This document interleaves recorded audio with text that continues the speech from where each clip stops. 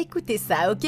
Dans les profondeurs des Appalaches, une horde de mutants terrifiants attend de se repaître de chair humaine. Il y a 50 ans, une ville entière a disparu sans laisser de traces. Et de nos jours, ces scientifiques sont à la recherche de réponses. Mais ce qu'ils sont sur le point de trouver est pire que tout ce qu'ils auraient pu imaginer. Les créatures chassent la nuit. Et si elles vous attrapent, elles vous feront regretter d'être nés. Je suis ici pour vous expliquer les erreurs commises, ce que vous devriez faire et comment battre les mutants de la mine dans Shookum Hills. Cette mine est sur le point de devenir un véritable terrain de chasse.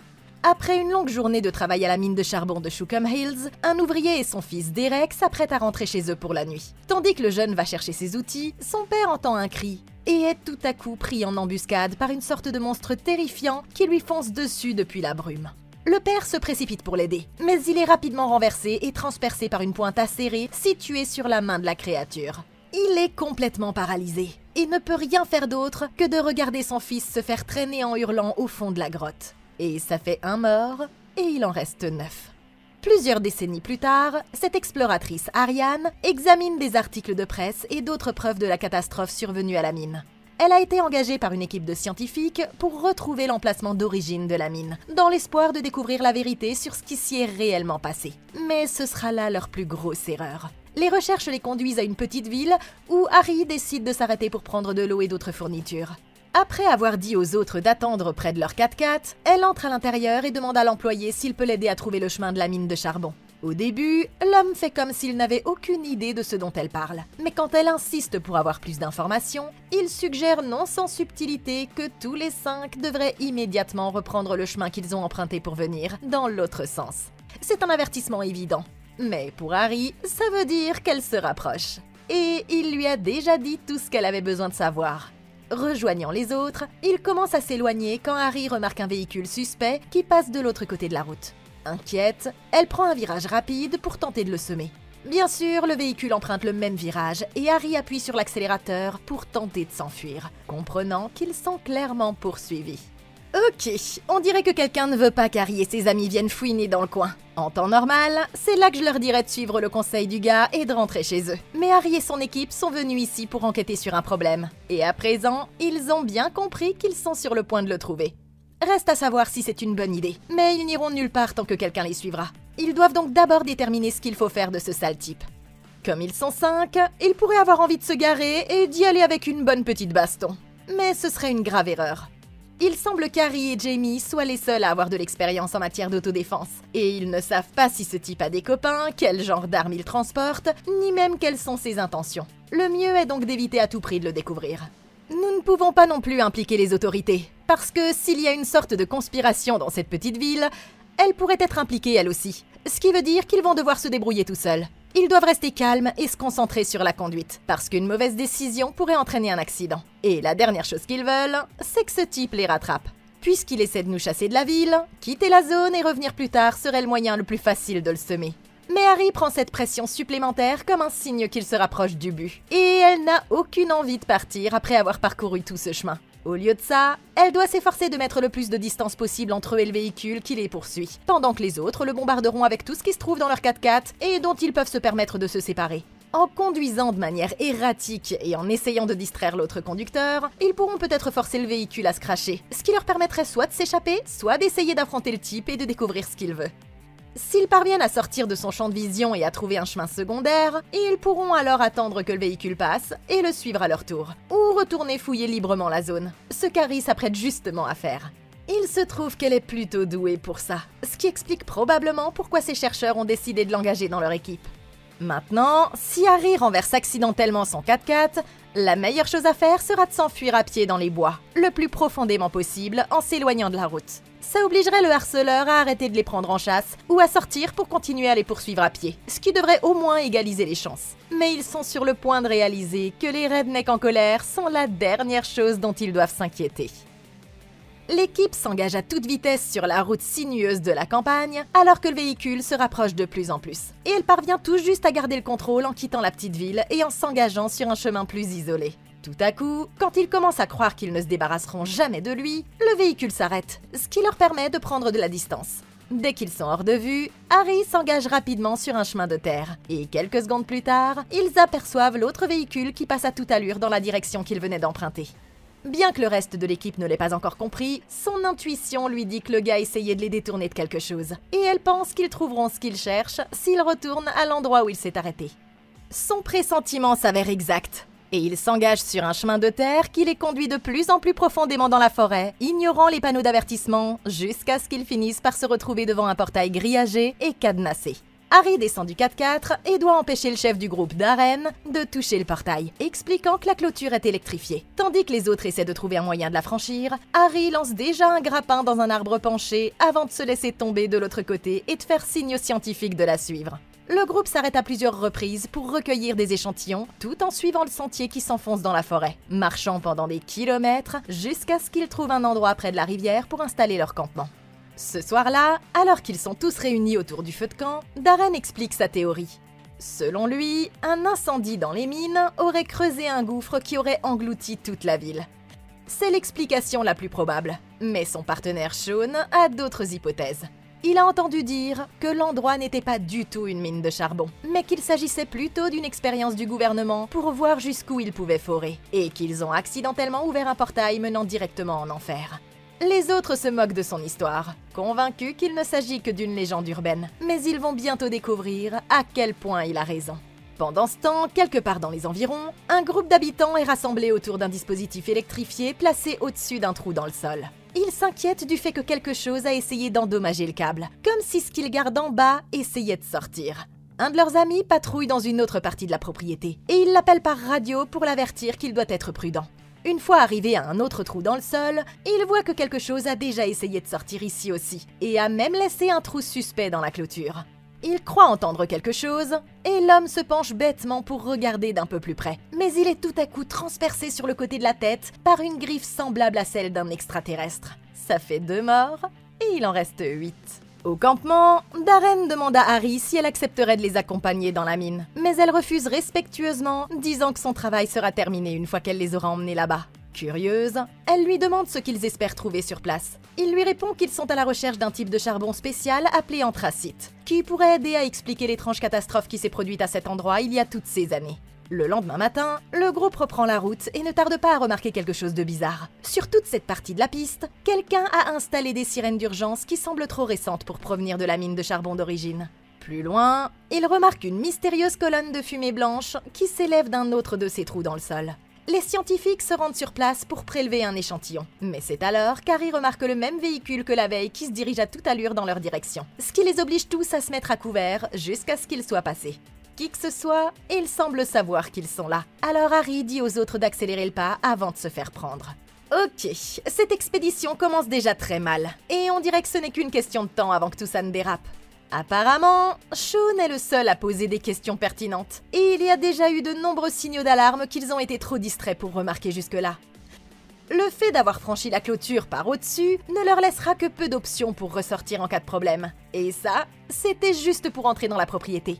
Ensuite, il y a les petites choses comme les sirènes et les caméras de sécurité tout au long du parcours, et les cadenas tout neufs qui fermaient le portail. Le fait est que rien de tout ça ne date des années 70. Tout ça est récent et entretenu, ce qui veut dire que quelqu'un les surveille, et le fait même probablement depuis qu'ils sont arrivés en ville. Tout ça, sans compter qu'ils ont laissé leur foutu 4x4 et tout son contenu devant l'entrée, sans même essayer de le dissimuler. Ils ne devraient donc pas être surpris de tomber sur leur pote de la veille. Savoir que le gars du véhicule brun est à leur recherche est certes inquiétant, mais comme Harry l'a souligné la veille, c'est aussi le signe qu'ils se rapprochent de ce qu'ils recherchent. Il les a probablement vus sur les caméras, ou a remarqué leur 4x4 à l'entrée, et parcourt à présent le trajet entre l'entrée et la mine pour les trouver. En toute logique, ils se dirigent donc vers la mine. S'ils veulent la trouver, tout ce qu'ils ont à faire maintenant, c'est de le suivre, et il les mènera probablement tout droit là où ils veulent aller. Ils doivent bien sûr faire attention, parce que s'ils les attrapent, qui sait comment ils pourraient réagir. La discrétion est une priorité absolue. Ils doivent donc rester à l'écart des sentiers où ils savent que le type les cherchera, et des zones ouvertes où ils pourraient facilement être vus. Au lieu de ça, ils doivent utiliser le relief naturel pour se dissimuler et se déplacer aussi silencieusement et prudemment que possible dans la direction où ils ont vu le véhicule rouler. Ils doivent s'arrêter de temps en temps pour écouter les bruits dans les bois autour d'eux et garder l'œil ouvert pour repérer d'autres caméras de sécurité ou même des pièges dangereux à mesure qu'ils se rapprocheront de leur objectif. Maintenant, si le véhicule les repère, ils devront faire quelque chose que je suggère rarement, à savoir se séparer. Ça donnera à chacun de meilleures chances de s'échapper en divisant l'attention du harceleur. Et ça vous permettra d'utiliser les autres personnes de votre groupe comme bouclier de viande pendant que vous courrez pour sauver votre vie. La clé est de courir immédiatement au fond des bois, étant donné que le fait de s'éloigner de la route rendra la poursuite du véhicule impossible, et ça obligera le conducteur à se déplacer à pied s'il veut continuer à les poursuivre. Tout ce qu'il y aura à faire, c'est de briser son champ de vision, de trouver une bonne cachette et d'attendre qu'il soit passé. Ça vous donnera également la possibilité de tendre une embuscade et de retourner la situation contre votre agresseur. Mais pour l'instant, nous devrions faire de notre mieux pour éviter la confrontation aussi longtemps que possible. Un peu plus loin, l'équipe s'arrête pour examiner une autre source de fumée, tandis qu'Harry et Sean poursuivent leur chemin jusqu'au sommet d'une colline voisine. Ils appellent les autres et se tiennent tous là sous le choc, en réalisant qu'ils ont enfin trouvé ce qu'ils cherchaient. Et ils peuvent voir ce qu'il reste de la ville abandonnée dans la vallée en contrebas. Après être descendus vers les bâtiments, ils décident de commencer à explorer un vieux magasin d'alimentation générale. Et ils filment leur découverte avec leur caméra pour prouver que la ville existe bel et bien. À l'intérieur, ils remarquent que toutes les affaires des habitants sont encore au même endroit, comme s'ils étaient tous partis sans rien emporter avec eux. Darren active un appareil pour vérifier le niveau de monoxyde de carbone, mais il constate que l'air est encore suffisamment pur pour être respiré. Ils ne savent pas pourquoi les habitants sont partis si précipitamment, mais c'est alors qu'Harry ouvre la porte située de l'autre côté du bâtiment et qu'il découvre le plus grand gouffre jamais observé au milieu d'une immense vallée désertique. Et on dirait que la ville entière s'est effondrée directement dans le sol. Les scientifiques se précipitent immédiatement pour examiner la fosse, et ils constatent qu'elle est recouverte d'une clôture électrique artisanale, comme celle qu'ils ont vue pour la première fois sur la piste. Leur chef de la sécurité, Jamie, débranche aisément les câbles de raccordement qui fournissent l'électricité, ce qui permet à ses amis cérébraux de faire un petit trou dans la clôture. Mais ils sont sur le point de réaliser qu'ils n'auraient jamais dû mettre les pieds dans cette ville. Avec l'aide de Sean, leur géologue, Terry descend un appareil au fond du trou pour le scanner et vérifier s'il y a des traces de minerai d'anthracite. Ils sont obligés de continuer à descendre jusqu'à ce qu'ils finissent par toucher le fond. Et quand Terry passe son scanner, ils se rendent compte qu'ils viennent de toucher le jackpot, parce que l'endroit regorge précisément de ce dont ils ont besoin. Quand ils s'apprêtent à le remonter, Terry demande aux autres d'attendre une seconde, faisant mine d'entendre un bruit étrange dans son casque. En mettant le haut-parleur, ils peuvent tous entendre ce qui ressemble à un grognement profond venant de quelque part sous terre, comme s'il y avait une sorte d'animal vivant dans les tunnels.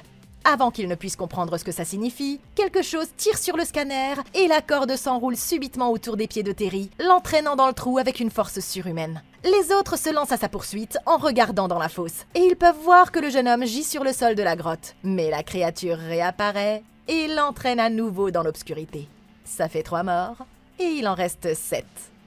Ok, bon sang, je crois que ce type vient de donner un nouveau sens à l'expression « se faire descendre ». Pour un géologue, il est tombé comme une pierre. Mais le bon côté des choses, c'est qu'il a probablement une bonne assurance santé. Et Terry, tu m'entends là-dessous? Je viens de vérifier le scanner, et il indique que tu as merde. J'ai bien peur de devoir le dire. Ces gars-là sont peut-être les scientifiques les plus stupides que nous ayons jamais vus. Et croyez-moi, la barre était déjà placée très bas. Ils ont réussi à ignorer tous les panneaux d'avertissement et ont entrepris cette mission d'intrusion manifestement illégale et extrêmement dangereuse avec toute la discrétion et le professionnalisme d'un éléphant dans un magasin de porcelaine. Ils sortent littéralement d'une course-poursuite et se disent aussitôt « Vous savez quoi ? Un type vient d'essayer de nous chasser de cet endroit précis, mais laissons quand même notre gros 4x4 blanc devant la grille. Il ne pensera sûrement pas à nous chercher ici. Qu'est-ce que c'est que ce bordel ? En quoi ce serait dangereux, hein? Il suffisait de prendre quelques échantillons de terre et de rentrer à la maison. Mais il y a aussi le gars du groupe qui croit dur comme fer qu'il cherche un portail vers l'enfer. Et je suis désolée, mais pourquoi est-ce qu'il a attendu le milieu de la nuit, quand il campait dans les bois à 8 km de l'endroit en question, pour nous faire part de cette information? Ça aurait probablement été bien de le savoir, oh, je sais pas moi, peut-être avant même qu'on ne signe pour tout ça. Sean lui-même a oublié toute cette histoire de puits de l'enfer sitôt qu'ils ont trouvé le minerai qu'ils cherchaient. Et ces gens-là sont censés être intelligents. En plus, pour une raison qui m'échappe, ils ont réussi à oublier un détail d'une importance capitale. L'alimentation de la clôture électrique se trouvait pour sa part à l'intérieur de la propriété, parce qu'elle avait été construite pour empêcher les gens d'entrer. Mais l'alimentation de la barrière au-dessus du trou se trouvait à l'extérieur du trou, ce qui veut dire qu'elle a été construite pour garder quelque chose à l'intérieur. C'est à peu près à ce moment-là qu'on aurait dû se dire « J'ai vu tout ce que je voulais voir ici, je retourne au labo. Je mets juste encore un peu de terre dans des tubes à essai. » Ou quoi que ce soit d'autre que vous faites, les gars. Mais en entendant les cris d'un millier d'âmes perdues, tourner immédiatement le dos au trou en se coinçant le pied dans cette foutue corde, c'était pas vraiment l'idée la plus intelligente. C'est le moins qu'on puisse dire. Honnêtement, vous auriez tout aussi bien pu sauter dans le trou à ce moment-là, et ça aurait évité beaucoup d'ennuis aux gens qui s'occupent de ces taupes. Quelqu'un s'est manifestement donné beaucoup de mal pour s'assurer que ce qui se trouve dans le trou ne puisse jamais en sortir. Mais ces crétins sont arrivés et l'ont ouvert sans hésiter. Ce qui est certainement une excellente nouvelle pour le reste du monde. Merci, cher scientifique avide, vous avez encore fait des merveilles. Si le gars du magasin avait raison sur un point, c'est qu'ils auraient vraiment dû retourner d'où ils venaient, dans leur ville d'origine. Après tout ce que nous venons de voir, je pense qu'il est assez évident maintenant qu'ils n'essayaient pas simplement de les effrayer. Ils essayaient au contraire de les aider. Mais il semble maintenant qu'ils vont devoir apprendre cette leçon à leurs dépens. Alors désolé Terry, mais tu as un peu merdé. Harry et Jamie se mettent immédiatement en action, attrapant leur matériel d'escalade dans l'espoir de rejoindre Terry avant qu'il ne soit trop tard. Après avoir pris l'appareil de mesure de la qualité de l'air de Darren, ils accrochent leurs cordes et descendent dans la fosse, s'enfonçant lentement dans l'obscurité jusqu'à ce qu'ils arrivent enfin au fond de la cavité. En observant les lieux, ils se rendent compte qu'ils sont au beau milieu d'une énorme caverne. Mais il n'y a aucun signe de Terry nulle part à proximité. Tout à coup, quelque chose s'élance à travers la grotte dans l'obscurité derrière eux. Et au même moment, les deux personnes à la surface remarquent le même véhicule que la veille qui se dirige rageusement vers eux. Le chauffeur en sort, fusil à la main, et il hurle aux hommes de s'éloigner du trou. Darren fait de son mieux pour expliquer calmement la situation, mais ce type ne veut rien entendre, et il est bien moins préoccupé par leurs amis que par ce qui pourrait s'échapper du trou. Consciente qu'ils sont en danger, Harry dit à Jamie qu'ils doivent tout simplement sortir de là. Il hésite d'abord, ne voulant pas laisser Terry derrière lui. Mais les niveaux de gaz sont si importants qu'ils seront tous morts en quelques minutes. Il n'a donc pas d'autre choix que d'écouter ce qu'elle dit. Pendant ce temps, à la surface, l'homme sort un couteau et commence déjà à couper une des cordes, menaçant de tirer sur Darren s'il essaie de l'arrêter. Voyant là une occasion à saisir, Sean ramasse une pierre et lui assène un coup derrière la tête. Il est terrifié à l'idée d'avoir tué ce type, mais Darren le rassure en lui disant qu'il est juste inconscient, et les autres parviennent à se hisser jusqu'à la sécurité quelques secondes plus tard. Il remarque rapidement que Terry n'est pas remonté avec eux, mais personne ne veut rester dans les parages et attendre que les potes de ce type se pointent. Il décide donc de lui voler son véhicule et de demander de l'aide quand ils auront trouvé un endroit plus sûr. Darren s'élance à toute vitesse sur le chemin à travers les bois, mais il est tellement occupé à se disputer avec Sean qu'il finit par le planter dans un fossé à peine 2 minutes plus loin sur le chemin. Ils n'ont d'autre choix que de continuer à pied en direction du portail par lequel ils sont entrés. Et pour ne rien arranger, ils commencent à entendre de plus en plus de bruits bizarres en provenance de quelque part dans la forêt. La nuit est déjà tombée quand l'homme blessé reprend enfin ses esprits. Il prend une minute pour se souvenir de ce qui s'est passé et réalise qu'il y a une brèche dans les tunnels. Il prend immédiatement sa radio et appelle des renforts. Mais avant qu'il ne puisse dire à son équipe où il se trouve, il est tout à coup attaqué par un des monstres qu'il paralyse avec ses griffes et l'entraîne dans les ténèbres. Ça fait 4 morts et il en reste 6. Ok, et voilà pourquoi on ne s'attaque pas aux galeries souterraines, surtout celles qui se trouvent dans les Appalaches. Tout ce qu'ils avaient à faire, c'était de rouler tranquillement sur la route et ils seraient rentrés chez eux sans encombre. Mais à présent, leur seul choix est de s'enfuir à pied dans les bois. Et ce ne sera pas facile maintenant que les créatures se sont échappées. S'ils veulent survivre, ils vont devoir commencer à prendre les bonnes décisions. Et le meilleur moyen d'y parvenir est de comprendre ce à quoi nous sommes confrontés. Bien que nous n'ayons pas encore pu observer les créatures, le fait de savoir qu'elles vivent dans ces tunnels peut nous en apprendre beaucoup sur elles. Les grottes sont sombres, ce qui rend la perception visuelle moins importante. Ça veut dire qu'elles ont très probablement une mauvaise vue, voire qu'elles ont totalement perdu leurs yeux. Si elles en ont encore, ils seront probablement extrêmement sensibles à la lumière, même très faible, mais elles seront capables de voir dans l'obscurité la plus totale. Au lieu d'utiliser leur vision, elles s'appuient probablement sur d'autres sens pour chasser. Il peut s'agir d'une certaine sensibilité au son ou aux vibrations, d'un odorat accru ou d'une détection chimique, voire d'une sensibilité à la chaleur pour repérer les signatures thermiques de leur proie.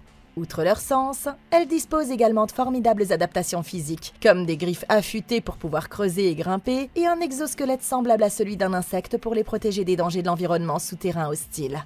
Maintenant, comme nous n'avons aucune idée du nombre de ces créatures ni de la difficulté à en combattre une, le mieux est d'éviter de les croiser le plus longtemps possible. Si elles sont sensibles à la lumière, leur lampe de poche pourrait bien les attirer. Mais Harry a un monoculaire de vision nocturne.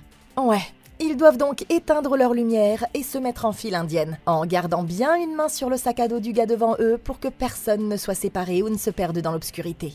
Harry peut ouvrir la voie avec son dispositif de vision nocturne, tandis que Jamie surveillera leurs arrières avec le Glock, ce qui leur permettra de faire face rapidement à toute menace sous ces deux angles. Le fait de tirer avec le pistolet risquerait fortement d'attirer d'autres créatures. Ils ne devraient donc s'en servir qu'en dernier recours.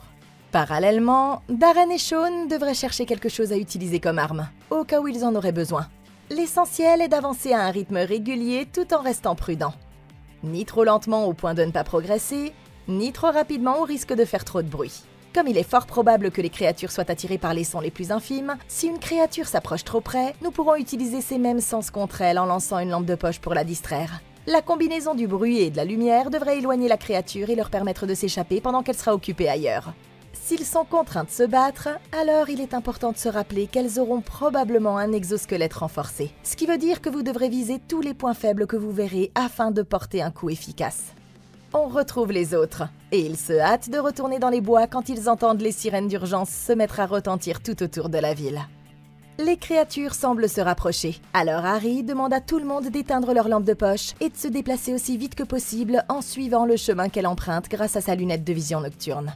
Tout commence sans encombre au début, mais il ne progresse pas longtemps avant qu'une des monstruosités ne s'abatte tout à coup sur Jamie, l'obligeant à l'abattre en tirant avec son arme. Et soudain, une deuxième créature plonge sur Sean, l'entraînant au loin avant que les autres ne puissent le sauver. Ensuite, une créature s'en prend à Harry, mais elle lui assène un coup avec sa lunette et il s'enfuit en courant à travers les arbres, où ils finissent par tomber sur un camion qui passe sur la route un peu plus loin. Ils parviennent à leur faire signe de s'arrêter juste à temps et grimpent dans le véhicule pendant que la femme à l'arrière ouvre le feu sur les créatures. Et une fois qu'ils sont tous à bord, elle donne le signal au conducteur de s'éloigner. Les autres sont sains et saufs pour l'instant, mais il semble que Sean n'ait pas survécu. Ça fait donc 5 morts, et il en reste 5. Leur sauveur les emmène tous les trois en amont de la route jusqu'à leur complexe, et ils découvrent qu'il y a tout un groupe de personnes qui vivent dans la forêt. Après les avoir fait entrer dans un des bâtiments, un homme d'un certain âge claque la porte derrière eux, exigeant de savoir qui ils sont et pourquoi ils sont venus en quête de la mine. Darren s'avance et fait de son mieux pour donner des explications, promettant à l'homme qu'ils ne sont qu'un groupe de scientifiques qui font de la recherche. Il se montre d'abord méfiant, mais décide de les croire sur parole après avoir entendu comment Harry a réussi à trouver la piste.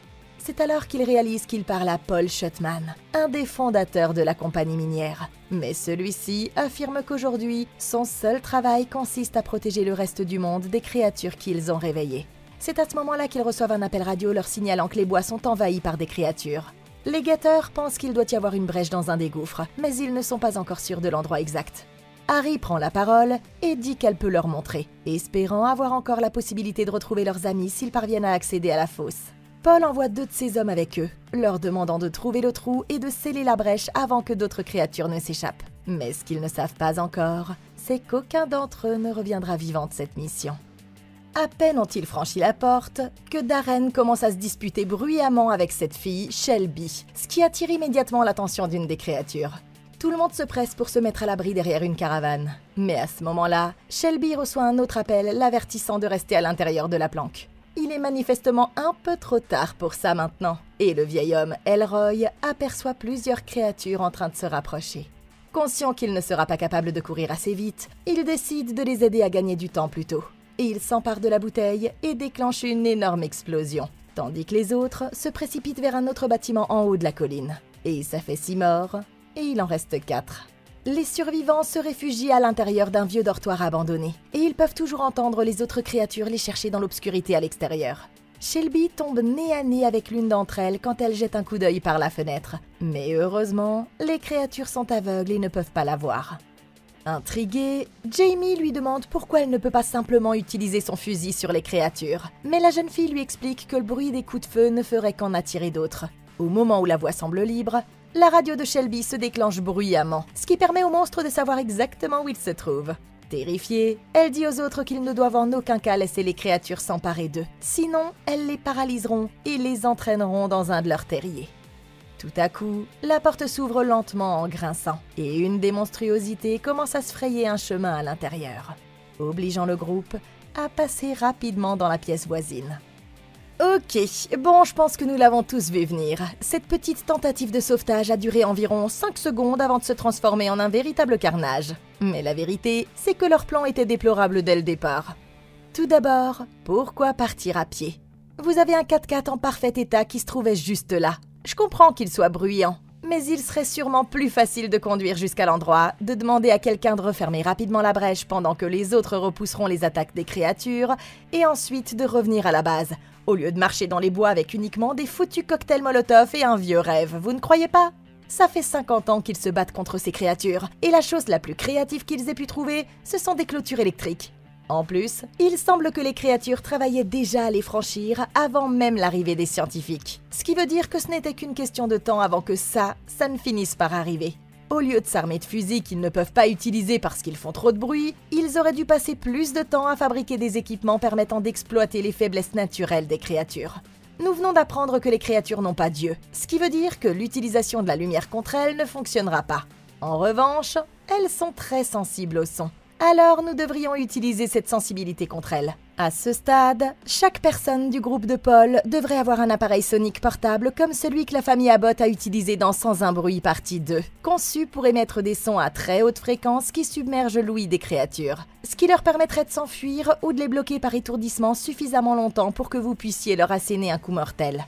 Maintenant que les créatures savent déjà où ils se trouvent, il n'y a plus aucune raison de ne pas utiliser toutes les armes de leur arsenal, y compris le fusil. Mais ça ne veut pas dire qu'il sera facile de les abattre. Compte tenu de la nature insectoïde des créatures, nous pouvons deviner leur degré de résistance en cas de combat. Ici, dans les Appalaches, une des espèces d'insectes dotées de l'exosquelette le plus solide est le scarabée licorne, qui peut résister à une pression et à une force plusieurs centaines de fois supérieure à son propre poids. Si l'un d'entre eux atteignait la taille d'un grand humain, son exosquelette verrait également sa résistance augmenter considérablement. Ça veut dire que leurs couteaux, leurs armes improvisées et même l'arme de Jamie ne leur serviront pas à grand-chose s'ils ne visent pas les points vulnérables comme les oreilles ou les entrailles des créatures. Ils doivent tout de même essayer de cadrer leurs tirs aussi soigneusement que possible pour optimiser l'utilisation de leurs munitions. Je déteste dire ça.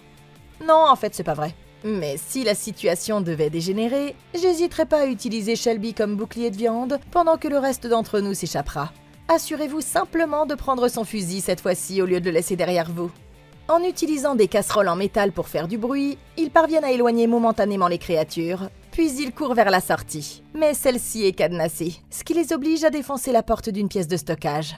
Dans le chaos, Jamie tombe accidentellement à travers le plancher et se retrouve dans un vide sanitaire sous le bâtiment. Comprenant qu'il s'agit peut-être de leur seule chance de s'échapper, le reste du groupe le suit rapidement et il commence à ramper dans les galeries avec Harry en tête. Le chemin finit par s'élargir jusqu'à ce qu'il se retrouve à nouveau dans un des terriers des créatures. Avant qu'elle n'aille plus loin, Shelby décide que c'est maintenant à son tour de jouer les héroïnes et elle tend à Harry une ceinture à laquelle sont attachées quelques grenades à fragmentation pour faire diversion. Harry tente de l'arrêter, mais la jeune fille a déjà pris sa décision. Et elle s'enfuit dans le tunnel en criant aussi fort qu'elle le peut, alors que les créatures se mettent à la poursuivre. Ça fait donc 7 morts, et il en reste 3. Les autres continuent à chercher une sortie jusqu'à ce qu'ils arrivent à un endroit où quelqu'un a érigé une sorte de barricade artisanale. Il y a un petit trou par lequel ils arrivent à se faufiler, et Darren dit qu'ils devraient couvrir la brèche avec ce qui les entoure pour ralentir les monstres. Un groupe de créatures se rapproche déjà le temps qu'ils mettent tout en place, et Jamie demande une des grenades à main pour en éliminer quelques-unes au passage.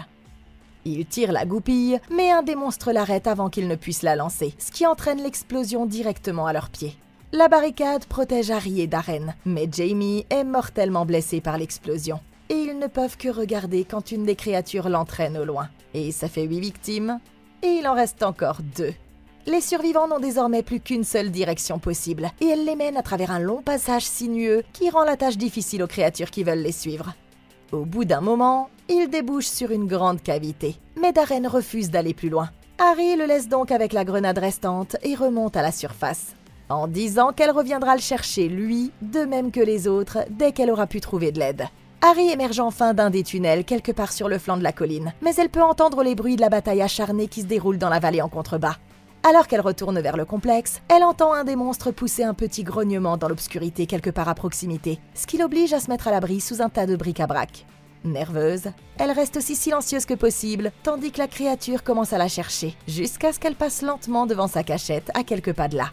Harry attend que la voie soit libre, mais dès qu'elle sort de sa cachette, la créature surgit de l'obscurité et l'assomme, l'entraînant à nouveau dans la couche souterraine. Cette fois, quand Harry se réveille, elle se retrouve dans un des terriers, et elle est étendue juste à côté de Darren, qui a été lui aussi capturé par les créatures. Heureusement, il a toujours la grenade, mais ils sont tous les deux trop paralysés pour pouvoir la saisir. Harry regarde autour d'elle et remarque qu'une autre créature encore plus terrifiante les surplombe. Et c'est là qu'elle entend une voix familière. C'est Shaun, qui est visiblement toujours en vie et qui explique que les créatures se reproduisent comme des fourmis et que la chose qui se trouve devant eux est leur reine. Quelques secondes plus tard, 2 des créatures viennent chercher Shaun et l'emmènent pour qu'il soit donné en pâture à la reine en personne. L'homme se débat et hurle tandis que le monstre géant se referme lentement sur lui, avec une bouche vermiforme remplie de centaines de dents aiguisées comme des rasoirs, jusqu'à ce que son corps entier soit enveloppé et qu'il soit dévoré sous les yeux de ses amis. Harry parvient enfin à atteindre la grenade au moment où les créatures s'attaquent à elle. Parallèlement, Darren sort son téléphone de sa poche et déclenche une alarme qui les distrait suffisamment longtemps pour qu'Harry puisse dégoupiller la grenade. Levant les bras au-dessus de sa tête, Harry enfonce la grenade dans la bouche de la reine, puis plonge hors du champ juste avant qu'elle n'explose de l'intérieur et ne tue la bête. Courant vers son sac à dos, elle prend ses affaires et aide Darren à se relever. Et tous les deux commencent à tituber dans les tunnels alors qu'une armée de ces foutues créatures enragées se lance à leur poursuite. Ok, ça c'était de la folie. Pourrait-on prendre juste un moment pour apprécier la chance qu'ils ont eue d'avoir déclenché non pas une, mais 2 grenades à main dans une mine de charbon hautement instable, sans avoir été tués par un effondrement jusque-là? En utiliser une pour tuer la reine était un acte insensé. Et c'est une bonne chose que sa paralysie se soit dissipée au moment précis où elle en avait le plus besoin. Mais s'il y a une chose que nous avons apprise au fil des ans, c'est qu'il n'y a pas de meilleure stratégie de survie que d'avoir un bon plot armor. Quelqu'un du côté des miliciens devrait commencer à trouver un moyen de contrer cette griffe. Sur leur tableau des indices, ils l'ont étiquetée comme étant une griffe empoisonnée, ce qui explique pourquoi ils n'ont pas réussi à trouver le moyen de se débarrasser de ces choses au cours des 50 dernières années. Dans ce cas, le venin doit être une neurotoxine très puissante à action rapide, comme celle d'un scorpion ou d'un cône. Au lieu de se promener dans leurs vieux vêtements de mineurs, ils devraient faire appel à des soudeurs pour fabriquer des boucliers et des armures qui les protégeraient davantage contre les piqûres. Par ailleurs, ils devraient tenter de capturer une des créatures, ou au moins de s'emparer de son bras et de l'utiliser pour mettre au point un antivenin. Ils pourraient alors équiper tous leurs hommes d'auto-injecteurs semblables à un épipène qu'ils pourraient transporter avec eux sur le terrain, ce qui leur permettrait de l'utiliser sur tous ceux qui se feraient planter d'un coup de griffe avant d'être entraînés dans la ruche des créatures. Ça ne changerait plus grand-chose pour Harry et Darren, qui doivent encore réussir à s'échapper en un seul morceau, et qui sont maintenant poursuivis par toute une armée d'habitants de la grotte particulièrement énervés. Il n'y a aucune chance qu'ils puissent combattre autant de créatures, ce qui veut dire que leur seule option est de fuir pour sauver leur vie. Mais ils peuvent toujours agir de manière proactive, en essayant de passer par des espaces étroits qui pourraient ralentir les créatures. Un autre problème que je vois, c'est qu'ils n'ont aucune idée de la direction qu'ils sont censés prendre. Mais bon, ils n'ont vraiment que quelques options valables. La plus évidente est de continuer à avancer, puisqu'ils trouveront probablement les sorties les plus nombreuses au plus haut du réseau de grottes. S'ils parviennent à déterminer la direction dans laquelle l'air circule, ça pourrait également les aider à trouver une sortie. En dernier recours, je pourrais essayer de trouver un moyen de retourner à la rivière souterraine par laquelle ils l'ont amené, étant donné que l'eau coule généralement vers une sortie et qu'avec un peu de chance, le bateau se trouvera toujours à proximité. Alors qu'ils courent dans les grottes, ils parviennent par miracle à retrouver la cavité où ils étaient descendus la toute première fois. Et comme par hasard, la corde est toujours là. Ça leur offre un moyen de remonter à la surface, mais ils n'ont que peu de temps devant eux avant que les créatures ne les rattrapent. Harry retire son sac à dos et ils commencent à enfiler leur équipement d'escalade au moment même où les créatures atteignent la grotte. Harry commence à grimper en premier, suivi de près par Darren. Elle a déjà une bonne longueur d'avance sur lui lorsqu'il parvient enfin à s'accrocher à la corde, mais il est encore trop gravement blessé et ne parvient pas à grimper rapidement. Darren n'est pas encore monté très haut qu'un des monstres commence à grimper le long de la corde juste en dessous de lui, et il réussit à s'agripper à sa jambe.